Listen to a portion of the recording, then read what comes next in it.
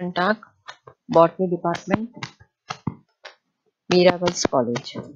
बच्चों, हमने अपनी पिछली क्लास में प्लांट नॉमेनक्लेचर को शुरू कर दिया था और उसका पार्ट 1 डिस्कस किया था, और जिसके अंतर्गत मैं पुराना थोड़ा रिवीजन कर देती हूँ कि हमने ये देखा था उसके अंदर कि प्लांट नॉमेनक्लेचर क्या होता है, मतलब उसकी डेफिनेशन देखी थी हमने, और उसकी इम्पोर्टेंस क्या है, प्लांट को नेमिंग करने का क्या इम्पोर्टेंस है, क्यों उसकी क्या उसकी आवश्यकता है, और ये भी देखा था कि Latin language is necessary and it is accepted for nomenclature of the plant, क्योंकि यह एक इंटरनेशनल एंड स्पेसिफिक लैंग्वेज है और ये मीनिंग में बहुत सिंपल है। तो लैटिन लैंग्वेज को एक्सेप्ट किया है नॉमेनक्लेचर के लिए। और हमने इसमें कोड भी पढ़े थे कि कोड क्या होता है। कोड मैंने आपको बताया था बीच में, it is a system of set rules, principles, recommendations and appendices, और उसके प्रिंसिपल्स के बारे में थोड़ी जानकारी ली थी हमने। आज हम थोड़ा डिटेल में पढ़ेंगे उसको। इंटरनेशनल बॉटनिकल कांग्रेस, इसका शॉर्ट फॉर्म है आईबीसी। इंटरनेशनल बॉटनिकल कांग्रेस क्या है? यह it is an international meeting of the botanists in all scientific fields authorized by the International Association of Botanical and Mycological Societies, and it held every 6 years with the location rotating between different continents. इसका मतलब ये हुआ कि IBC plant nomenclature करने के लिए एक प्रकार से कमिटी है जो कि हर 6 साल में डिफरेंट कॉन्टिनेंट्स में डिफरेंट समय में होती है, और इसका शेड्यूल फिक्स है कि ये हर 6 साल में होनी चाहिए। पहले ये बीच में इसका कोई नियम फिक्स नहीं, 5 साल 4 साल में भी हुई, लेकिन अब ये नियम इसका सेट हो गया है कि ये हर 6 साल में अलग अलग जगह पर डिसाइड होती है। और हर बार जब पहली कॉन्फ्रेंस होती है, आईबीसी होती, तो वो अगली आईबीसी कहाँ होगी, कब होगी, ये पहले उसकी घोषणा कर दी जाती है। लेकिन इंटरनेशनल बॉटनिकल कांग्रेस के स्थापना के पहले भी बॉटनिकल कांग्रेस हुआ करती थी, लेकिन वो किस प्रकार की होती थी? वो रीजनल लेवल की होती थी या नेशनल लेवल की होती थी।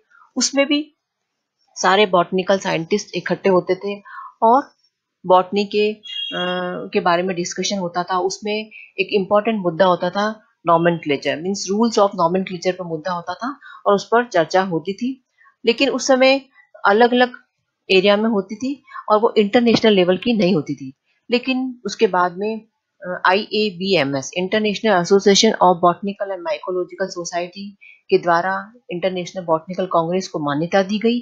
और उसके बाद में जो शुरुआत है 1900 में पेरिस में जो फर्स्ट आईबीसी हुई थी, और इस आईबीसी का मुख्य एक मुद्दा, कई इसके मुद्दे होते हैं, इसमें कई विषयों पर चर्चा, मतलब बॉटनी के कई विषयों पर चर्चा होती है। उसमें एक इम्पॉर्टेंट मुद्दा होता है नॉमेनक्लेचर। तो इसमें नॉमेनक्लेचर के रूल्स तय होते हैं, कुछ पुराने रूल्स में अमेंडमेंट होता है और नए रूल्स ऐड किए जाते हैं। यही आईबीसी में नॉमेनक्लेचर के नाम से इसमें चर्चा होती है। तो उसके बाद में फिफ्थ आईबीसी 1930 में हुई थी, कैम्ब्रिज में ऑर्गेनाइज की गई थी, और नॉमेनक्लेचर के कुछ रूल्स को डिफाइन किया गया था और नाम दिया गया था international rules of nomenclature.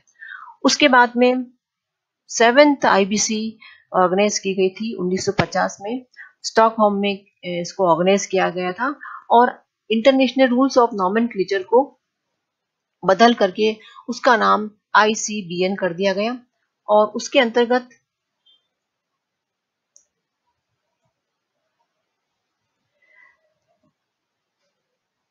International code of botanical nomenclature उसको किया गया, जिसका शॉर्ट फॉर्म होती है ICBN। अर्थात ICBN जो एग्जिस्टेंस में आई है वो 7th इंटरनेशनल बॉटनिकल कांग्रेस के अंतर्गत, जो कि 1950 में स्टॉकहोम में ऑर्गेनाइज की गई थी। तो ICBN शब्द यूज किया जाना लगा फॉर नॉमेनक्लेचर। उसके बाद में 18th आईबीसी ऑर्गेनाइज की गई मेलबोर्न में, और जो कि ऑस्ट्रेलिया में स्थित है। उसमें international code of botanical nomenclature शब्द को हटा दिया गया, उसको रिप्लेस कर दिया गया और उसकी जगह नाम कर दिया international code of nomenclature for algae, fungi and plants. अर्थात पहले तो खाली ये माना जाता था कि कि बॉटनिकल नॉमेनक्लेचर है, तब ये तय नहीं था कि फंजाई भी इसके अंदर इंक्लूड। अब ये स्पेसिफाई कर दिया गया, इसमें एल्गी का भी नॉमेनक्लेचर आएगा, फंजाई का भी आएगा और प्लांट्स का भी आएगा, क्योंकि फंजाई पे तो माइकोलॉजिस्ट भी इसमें इन्वॉल्व हो सकते हैं। तो जब रूल्स में अमेंडमेंट किया गया तो जो रूल्स बने अर्थात जो कोड बना उसका नाम क्या हुआ, मेलबोर्न कोड, जो कि 2011 में हुआ, सेट किया गया था। उसके बाद 19वीं आईबीसी ऑर्गेनाइज की गई 2017 में, जो कि चाइना में जुलाई में शेंजन प्लेस पे ऑर्गेनाइज की गई थी। और जैसा कि मैंने आपको बताया कि इसका शेड्यूल फिक्स है, हर 6 साल में इसको होना ही है। तो अब जो 20वीं इंटरनेशनल बॉटनिकल कांग्रेस है, जो कि 2023 में ब्राजील में होने वाली है, रियो दी जेनेरो में, ये वहां पर ऑर्गेनाइज की जाएगी। इसकी घोषणा भी 2017 में की जा चुकी है। अब हम बात करेंगे, क्योंकि आपके सिलेबस में आईसीबीएन के रूल्स, प्रिंसिपल्स ये सब हैं, तो international code of botanical nomenclature, जैसा कि मैं अभी आपको बता चुकी हूँ, आईसीबीएन का नया नाम अब आईसीएन हो चुका है, लेकिन हम इसको अभी डिस्कस करेंगे। तो international code of botanical nomenclature, जो कि 7th आईबीसी के अंतर्गत हुआ था। इसके कई मतलब ऐसा नहीं कि कुछ कुछ 5-10 रूल हो, इसमें कई सारे रूल्स हैं, इसके अंदर चैप्टर्स हैं, डिविजन्स हैं। इसको मुख्य रूप से, इस कोड को मुख्य रूप से 4 भागों में हम विभाजित कर सकते हैं। इसमें प्रिंसिपल्स हैं, रिकमेंडेशंस हैं, रूल्स हैं और कुछ करेक्शंस होकर के अपेंडिसेस हैं। तो आईसीबीएन के जो नियम है, या आईसीबीएन में कोई भी कुछ चेंज होता है तो आईबीसी को ही पावर है, वही उसको चेंज कर सकती है कि कुछ। तो इंटरनेशनल बॉटनिकल कांग्रेस जब भी होगी तो उस समय आईसीबीएन के कुछ रूल्स में अमेंडमेंट किया जा सकता है, उसके पहले वो नहीं होता। तो जब तक कांग्रेस नहीं होगी तब तक कुछ भी उसमें चेंज नहीं होगा, जो पुरानी है उसी को चलाना होता है, वही इंप्लीमेंट की जाती है। अब हम बात करते हैं principles of plant nomenclature. Principle से मतलब हुआ कि ये बेसिक पॉइंट जिस पर इस आईसीबीएन को कोड आधारित है, अर्थात ये इसमें रूल्स शामिल नहीं है।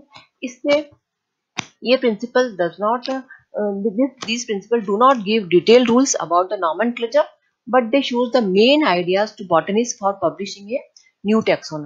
जब कभी भी बॉटनिस्ट एक नई टेक्सॉन या नई स्पीशीज को डिस्कवर करता है तो नॉमेनक्लेचर करने के लिए उसे कुछ आइडियाज, नॉमेनक्लेचर करने के लिए कुछ बेसिक आइडियाज मिल जाते हैं, उस आइडियाज को उसको फॉलो करना होता है। तो ये 6 इसके बेसिक प्रिंसिपल्स हैं। पहला है कि जो बॉटनिकल नॉमेनक्लेचर है यह जूलॉजिकल और बैक्टीरियोलॉजिकल नॉमेनक्लेचर से बिल्कुल डिफरेंट है, अर्थात उससे इसका कोई भी मतलब ये इस पे इंडिपेंडेंट है। देन बॉटनिकल नॉमेनक्लेचर हमेशा एक नॉमेनक्लेचर टाइप पर ही आधारित होगा, अर्थात टाइपिफिकेशन, जिसको हम डिटेल में बाद में डिस्कस करेंगे।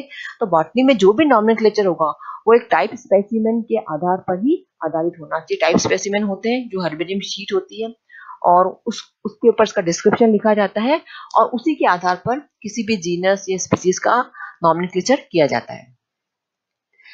Botanical nomenclature is based upon the priority of the publication, अर्थात उसको भी हम डिस्कस करेंगे, अर्थात प्राथमिकता का नियम। बॉटनी के नॉमेनक्लेचर में प्राथमिकता के नियम को फॉलो किया जाता है। उससे मतलब ये है कि यदि एक प्लांट को अलग अलग समय में अलग अलग लोगों ने अलग अलग नाम दिए हैं तो उस समय जो वैलिड नाम पहले पब्लिश हुआ होगा उसी को फॉलो किया जाएगा, अर्थात प्रिंसिपल ऑफ द प्रायोरिटी। इसमें जो पहले पब्लिश है और वैलिड नाम है, international code for botanical nomenclature के रूल्स को फॉलो करता है, वही नाम इसका वैलिड माना जाएगा, मतलब कह सकते हैं कि लेजिटिमेट होगा। देन साइंटिफिक नेम हमेशा लैटिन भाषा में ही एक्सेप्ट किया जाएगा, हालांकि अब 2011 की मेलबोर्न कोड में इंग्लिश वर्जन भी हो गया है, तो इंग्लिश में भी ये अब किया जाएगा। One name for each taxon, किसी भी टैक्सोनॉमिक कैटेगरी, चाहे वो स्पीसीज हो चाहे वो जीनस हो, उसका एक ही नाम होगा, उसके बहुत सारे नाम नहीं होंगे, वो हम रूल्स में आगे और पढ़ेंगे। Then rules of nomenclature are retroactive, अर्थात इसका जो इफेक्ट है वो पास्ट पब्लिकेशन से भी होगा। अब हम बात करते हैं, अभी तो हमने बात करी प्रिंसिपल की, अब हम बात करते हैं रूल्स जिसको कि हम डिस्कस करेंगे। पहला रूल है प्रिंसिपल ऑफ प्रायोरिटी, प्राथमिकता का नियम। टाइपिफिकेशन, जिसके मतलब नॉमेनक्लेचर जो है वो किसी भी टाइप स्पेसिमेन पर ही आधारित होगा। और nomenclature of taxa according to their categories, अलग अलग कैटेगरीज के आधार पर, जैसे कि फैमिली किससे एंड होगी, सब ऑर्डर किससे एंड होगा, ऑर्डर किससे एंड होगा, तो इसमें सफिक्स क्या लगाया जाए उसको हम डिस्कस करेंगे। वैलिड एंड इफेक्टिव पब्लिकेशन, इसको भी हम डिस्कस करेंगे कि प्लांट जब कोई न्यू स्पीसीज का पता लगता है तो उसका नया नाम कैसे वैलिड होगा, या और उसके लिए इफेक्टिव पब्लिकेशन होना जरूरी है। ऑथर साइटेशन अर्थात प्लांट का नाम जब लिखा जाएगा तो ऑथर का नाम भी किस प्रकार से लिखा जाना चाहिए एब्रिविएशन फॉर्म में, उसको उसके बारे में पढ़ेंगे। यूज ऑफ एक्स, जब दो ऑथर होते हैं, एक ने मान लो नाम दिया और दूसरे ने डिस्क्रिप्शन किया है, तो उस समय एक्स दोनों का नाम आएगा। ऑल्टरेशन ऑफ द रैंक, यदि कोई जीनस स्पीसीज में कन्वर्ट हो जाती है या उसकी रैंक बढ़ जाती है, स्पीसीज से कोई जीनस में चला जाता है, तो उस केस में उसके भी अलग कुछ नियम है। एब्रीवेटेड ऑथर्स नेम, जो ऑथर्स के नाम लिखे जाएंगे उसके जनरली फुल नाम नहीं लिखे जाते हैं, उसकी abbreviated standard abbreviated short name लिखी जाएगी उसके अंतर्गत। और रिटेंशन ऑफ नेम्स ऑफ और epithets of taxa which are remodelled और डिवाइडेड, यदि कोई टैक्सा अगर डिवाइडेड होती है, रीमॉडल्ड, तो उसका अलग से नाम होगा। और इसी प्रकार से यदि कोई जीनस के रैंक की नीचे की तरफ ट्रांसफर होती है तो भी उसका क्या रूल्स है उसको हम पढ़ेंगे। और यदि सेम रैंक की टैक्सा है तो उसका कैसा नियम होगा, और choice of the name when the rank of the taxon change, तो ये सब हम नियम पढ़ेंगे और किस कंडीशन में, किस परिस्थिति में नाम को रिजेक्ट किया जाएगा उसके बारे में हम